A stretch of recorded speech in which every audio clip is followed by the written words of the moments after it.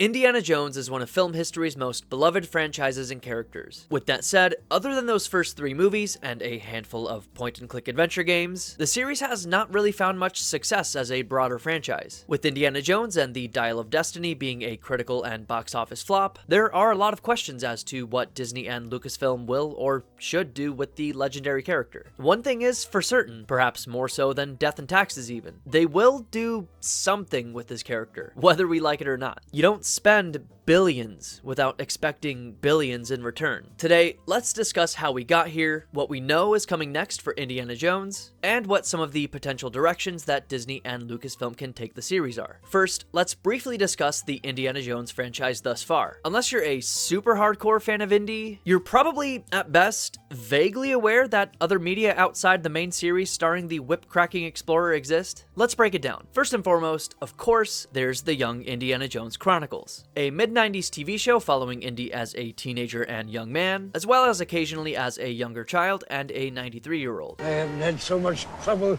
delivering a package since the incident in Vienna, back when I was a spy. Spy? You mean like James Bond? This aired for 2 seasons, 28 episodes, and 4 made-for-TV films. Little known fact, but Harrison actually came back for an episode of this show. There was also a baker's dozen of mainline novels, including one called Indiana Jones and the Philosopher's Stone, predating Harry Potter and the Philosopher's Stone by 2 whole years. There was also another handful of German novels, another dozen children's novels, another several dozen Young Indiana Jones novels based on the TV series, and then, for good measure, another bunch of novels and graphic novels and the like from various other publishers. Marvel and Dark Horse Comics each had their own line of comic books, including one involving Indiana Jones discovering Han Solo's skeleton in the Millennium Falcon here in the Pacific Northwest, with Chewbacca ending up as Bigfoot. There were a boatload of video games, including the aforementioned fan-favorite point-and-click adventures, as well as a few 3D action-adventure games. No, not those ones. What else? Toys, of course. I think there was a pinball machine? Point is,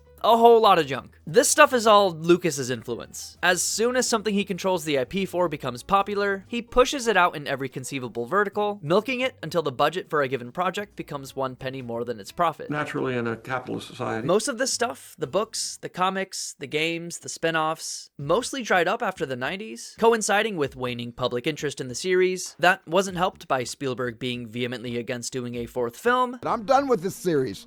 It was great. Let's walk away. With a brief resurgence around Crystal Skull's release. With Disney's purchase of the IP in 2012, we didn't get anything for a decade until Dial of Destiny. And now that Dial is out, what's next? Well, it doesn't look like a whole lot, officially speaking. Back in January 2021, nearly 2.5 years ago now, Bethesda, the Microsoft-owned studio behind the Elder Scrolls series and most of the recent Fallout games, announced that their subsidiary Machine Games, the developers behind the recent Solid Wolfenstein reboot, were making a AAA Indiana Jones game to be executively produced by legendary game director Todd Howard, set to take place during the character's prime. They released a brief teaser featuring some Easter eggs from the series that ends with Indy grabbing his iconic hat, suggesting that new adventures are on the way. Other than that, all we know of that game is that it's allegedly in the works. It's been mostly radio silent since then. In June 2021, Bethesda stated that the game was in, quote, very, very, very early stages of development. Here we are, a few years later, maybe one less very?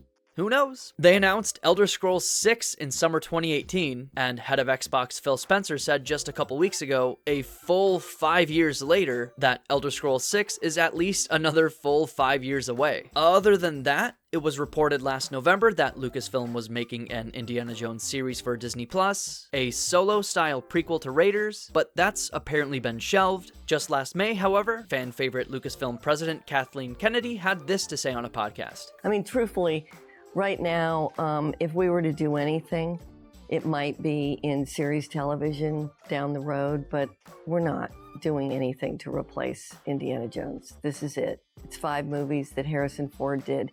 And Harrison is so specific and so unique to creating this role.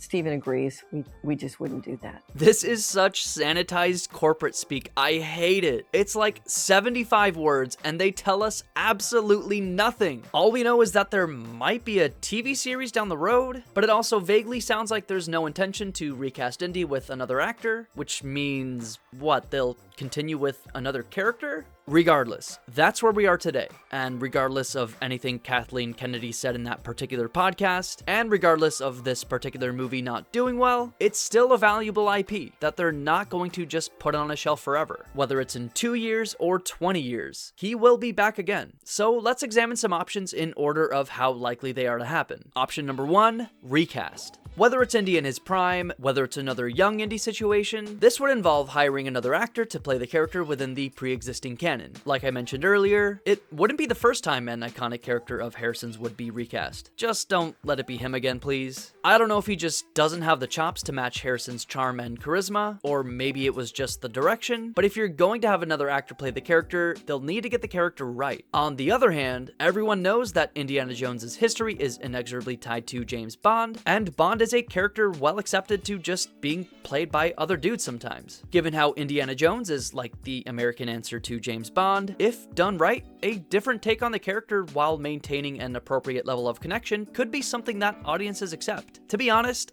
I honestly don't care who's playing what in what IP, as long as the movie is engaging and somehow unique and is able to stand on its own regardless of those other factors. I give the recast option a 40% chance of happening. There's just too much precedent. Option number 2, remake. This is similar to recasting, only with some key differences. Namely, you'd be starting completely over. Boom. Raiders of the Lost Ark 2031. 50th anniversary of the original film. Practically writes itself. In fact, it literally does. Disney's definitely not averse to this sort of thing. You get Tom Holland as Indy, Zendaya as Marion, Chris Pratt as Belloc. Boom. Guaranteed $1.5 billion in the box office. You can thank me later, Disney. I give this option a 35% chance of happening. Option number 3, passing the torch. At this point in time, there's basically only one character you can canonically pass the torch to. Can't be Mutt. He's dead. Gotta be Helena, I guess, right? I said in my Dial of Destiny review that I liked Helena quite a bit, and that despite not being a perfectly drawn character, I would watch an Indiana Jones style movie with her as the lead. They won't do it since Dial of Destiny flopped, and because hordes of people with room temperature IQs would likely accuse Disney of being too woke for casting a woman as the lead in an Indiana Jones follow-up. I guess you could just create a new character, maybe a former student of his who's been doing archaeology for a few years, and maybe stumbles into treasure hunting.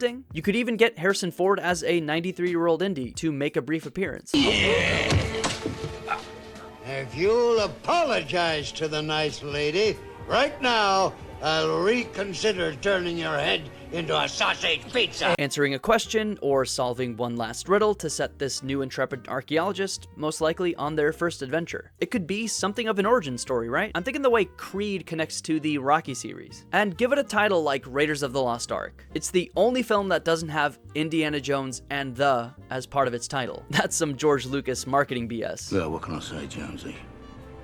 I'm a capitalist. Anyway, I give this a 20% chance of happening. Option number 4, spin-offs, aka cinematic motherfucking universe, baby. This could blend recasting or rebooting, who cares? Either way, make Indiana Jones and the overdue Library Book of Doom or whatever, or make Jones 2026, the serious reboot. If either makes $1 billion, then you start spinning off. I'm talking Belloc origin story a la Cruella, The Adventures of Sala, played by an even wider actor than John Rhys Davies, and finally, a dark, disturbing drama directed by Greta Gerwig, finally fulfilling George Lucas's dream of a 15-year-old Marion Ravenwood getting groomed by a 27-year-old Indiana.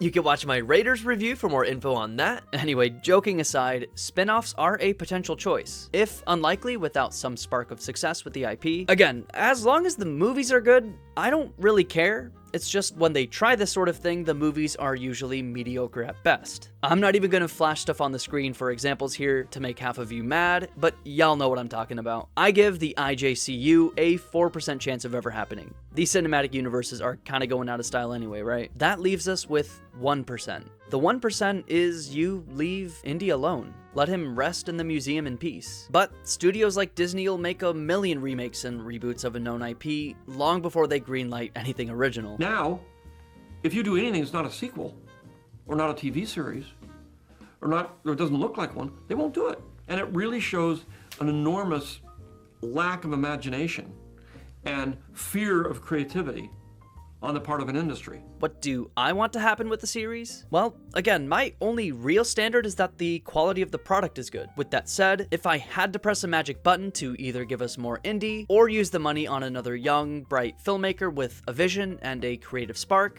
and let them do something they want to do, it'd definitely be the latter. The movie business is exactly like professional gambling, except you hire the gambler, usually some crazy kid with long hair who's like, I don't get this guy at all. You give him $100 million and you say, go to the tables and come back with $500 million. That is a risk. Now, the studios are going to go and think of it that way. They say, well, maybe if we told him that he couldn't bet on red, maybe if we told him, because we did market research and we realized that red wasn't, so they tried to minimize their risk. But once you, and of course, you're hiring the kid to take risks, to be creative, to do things that have never been done before, never been tested. You have no idea whether they're going to work or not.